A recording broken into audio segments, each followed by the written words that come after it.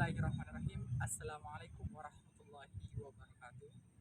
Om Swastiastu, Namo Buddhaya, Salam Kebajikan. Perkenalkan, nama saya Muhammad Irsyam yang merupakan mahasiswa Institut Agama Islam Negeri IAIN Bone, di mana saya mengambil jurusan Ekonomi Syariah pada Fakultas Ekonomi dan Bisnis Islam. Adapun tugas kali ini dalam mata kuliah Manajemen Keuangan Islam, di mana dosen pembimbingnya ataupun dosen pengampu pada mata kuliah ini adalah Bapak Dr. Syafarudin SAG MSI, di mana materi yang akan saya bahas dalam video ini adalah modifikasi pengelolaan resiko dalam keuangan syariah.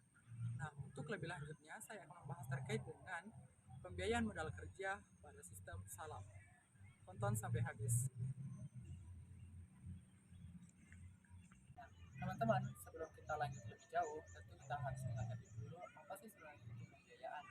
Nah, pembiayaan berdasarkan Undang-Undang Nomor 21 Tahun 2008 tentang Perbankan Syariah, di mana dijelaskan di situ bahwa transaksi bagi hasil, transaksi sewa menyewa, transaksi pinjam meminjam, dan transaksi jual beli. Nah, secara umum, pembiayaan modal kerja syariah adalah pembiayaan jangka panjang yang diberikan kepada perusahaan untuk membiayai kebutuhan modal kerja usahanya berdasarkan sesuai dengan prinsip-prinsip syariah. Nah, adapun jangka waktu pembiayaan dari modal kerja yaitu maksimum 1 tahun. Nah, dan dapat diperpanjang sesuai dengan kebutuhan. Pembiayaan modal kerja dapat kita lihat dari prinsip 5C. Apa sih itu prinsip 5C? Nah, salah satu langkah dalam penyaluran pembiayaan di bank syariah yaitu melakukan penilaian prinsip 5C seperti yang tertera pada Undang-Undang Nomor 7 Tahun 1992 sebagaimana yang telah diubah ke dalam Undang-Undang Nomor 10 Tahun 1998, mewajibkan pada bank syariah untuk memiliki dan menerapkan pedoman pembiayaan berdasarkan dengan prinsip-prinsip syariah.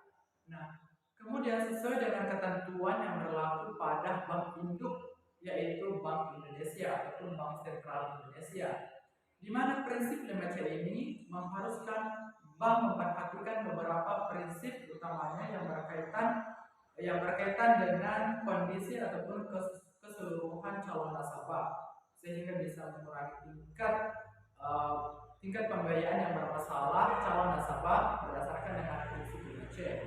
Nah, kita akan menyebutkan saja apa sih itu prinsip 5C. Yang pertama yaitu karakter ataupun penilaian watak dan kepribadian. Tentu hal ini berkaitan dengan penilaian terhadap karakter ataupun kepribadian calon penerima pembiayaan, dalam hal ini adalah nasabah. Penilaian karakter calon debitur ini didasarkan pada hubungan yang telah dijalin antara bank dan calon debitur. Nah, adapun alat untuk memperoleh gambaran tentang karakter dari calon debitur ataupun calon nasabah, yang pertama yaitu memiliki riwayat hidup calon nasabah ataupun identitas nasabah, kemudian meneliti reputasi calon nasabah tersebut sesuai dengan lingkungan usahanya, kemudian memiliki bank to bank informations, dan yang keempat adalah mencari informasi terkait dengan asosiasi-asosiasi di mana calon debitur ini berada. Kemudian mencari informasi apakah debitur ini nasabah suka berjudi ataupun suka melakukan hal-hal yang tidak sesuai dengan prinsip-prinsip syariah dalam melakukan pembiayaan. Kemudian mencari informasi apakah calon debitur ataupun calon nasabah kita memiliki hobi berfoya-foya. Kemudian yang kedua prinsip 5C yaitu capacity, yaitu penilaian secara subjektif tentang kemampuan penerima pembiayaan untuk melakukan pembayaran. Nah, yang ketiga yaitu capital ataupun penilaian modal, di mana hal ini tentu berkaitan dengan jumlah dana yang akan diberikan kepada calon debitur ataupun calon penerima pembiayaan. Kemudian yang keempat, condition of economy atau dalam Indonesia adalah kondisi ekonomi calon debitur. Kondisi perekonomian ini tentu mempengaruhi kemampuan calon nasabah untuk melakukan pembayaran kepada bank syariah. Kemudian yang terakhir adalah kolateral ataupun jaminan atau agunan. Kolateral merupakan barang-barang yang diserahkan kepada debitur sebagai agunan terhadap kredit yang akan diambilnya melalui bank dan diterima melalui bank juga. Pada hakikatnya bentuk kolateral ini tidak hanya berbentuk kebendaan, bisa juga dalam bentuk kebendaan kolateral tidak berwujud seperti jaminan pribadi, letter of credit ataupun surat berharga, rekomendasi dan lain-lainnya yang berkaitan dengan penilaian terhadap kolateral. Ini juga dapat ditinjau melalui segi ekonomis dan juga dari segi yuridis. Nah, kemudian pembiayaan modal kerja pada akad salam. Nah, di mana pembiayaan modal kerja di mana bank akan memberikan pembayaran secara tunai kepada nasabah untuk dijadikan suatu barang. Nah, ketika bank menyerahkan pembayaran kepada nasabah, belum ada barang yang akan dibelinya. Namun transaksi ini harus sesuai dengan syarat berkaitan dengan kualitas, kuantitas, serta harga dan kapan penyerahan barang tersebut. Apabila hasil produksi yang diberikan oleh nasabah ini cacat ataupun ada kekurangan, entah itu tidak sesuai dengan ekspektasi, maka nasabah yang akan bertanggung jawab atas barang tersebut. Nah, adapun resiko dari pembiayaan, yang terakhir adalah resiko mikro dan resiko makro. Nah, yang mana sih yang dimaksud dengan resiko mikro dan resiko makro? Nah, yang termasuk resiko pembiayaan dari segi makro berkaitan dengan hal yang pertama itu adalah menurunnya daya beli konsumen, kemudian yang kedua deregulasi valuta asing ataupun gejolak valuta asing, dan yang ketiga yaitu berkurangnya anggaran belanja pemerintah, yang keempat itu deregulasi pasar, dan yang kelima adalah pembatasan impor dan ekspor. Kemudian yang mana sih yang dimaksud dengan resiko pembiayaan mikro, di mana resiko pembiayaan mikro ini berkaitan dengan hal hilangnya atau berkurangnya pangsa pasar, kemudian pengurangan ataupun penghentian fasilitas pembiayaan dari supplier, kemudian yang ketiga adalah kekurangan bahan baku, kemudian yang keempat adalah usangnya persediaan barang dagangan. Kemudian pembiayaan akad salam pada umumnya digunakan pada sektor pertanian. Nah, dengan adanya akad ini tentu akan memberikan peluang kepada para petani ataupun kepada masyarakat, khususnya petani, untuk memperoleh modal dalam bercocok tanam, sehingga permasalahan mengenai keterbatasan dana petani dapat teratasi ataupun dapat terrealisasi dengan adanya pembiayaan oleh bank syariah. Pemerintah seharusnya memperhatikan lembaga keuangan syariah yang berfokus pada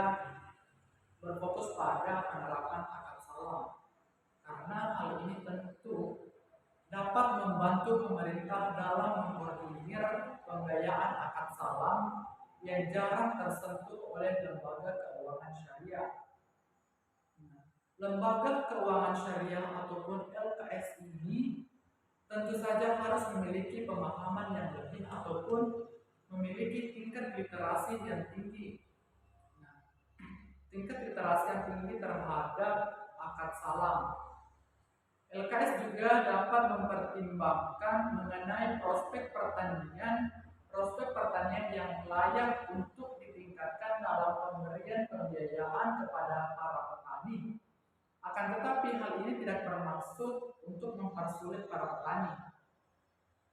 Nah, namun tentunya lembaga keuangan syariah ini bisa saja membuat satu standar kelayakan mengenai poin poin pokok poin pokok yang harus dipenuhi oleh para petani ataupun masyarakat Indonesia agar bisa memperoleh pembiayaan salam melalui lembaga keuangan syariah yang ada di Indonesia. Selain itu juga lembaga keuangan syariah juga harus memiliki sistem ataupun regulasi yang kuat dan juga terstruktur sehingga tujuan daripada penerapan akad salam ataupun penerapan pembiayaan akad salam dapat tercapai dan terpenuhi.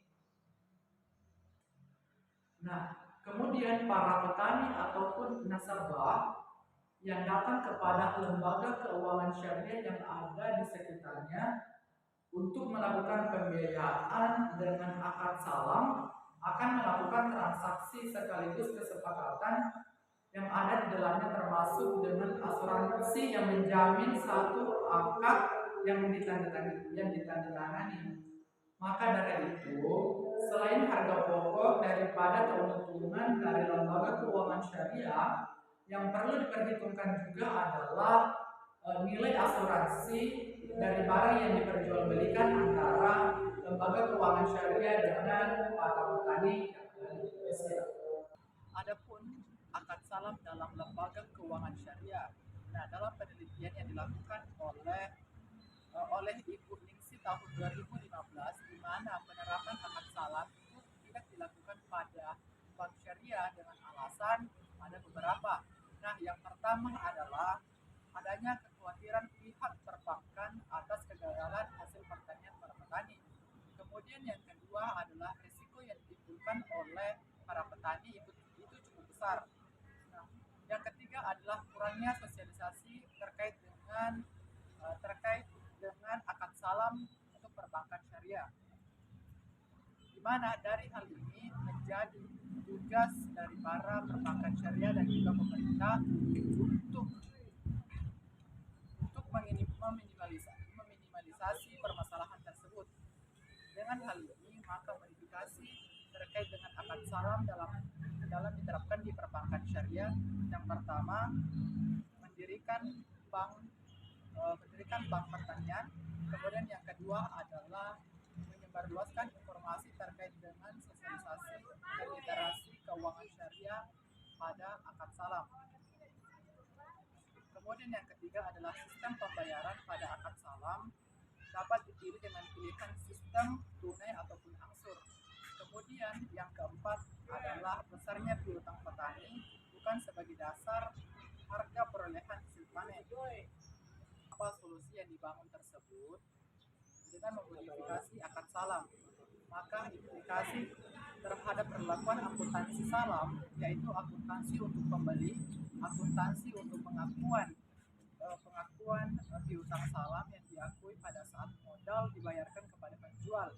Kemudian besarnya piutang bukan sebagai dasar untuk harga beli pihak bank, tapi sebagai pembayaran uang muka, serta harga perolehan ditentukan setelah diketahui hasil panen oleh para petani.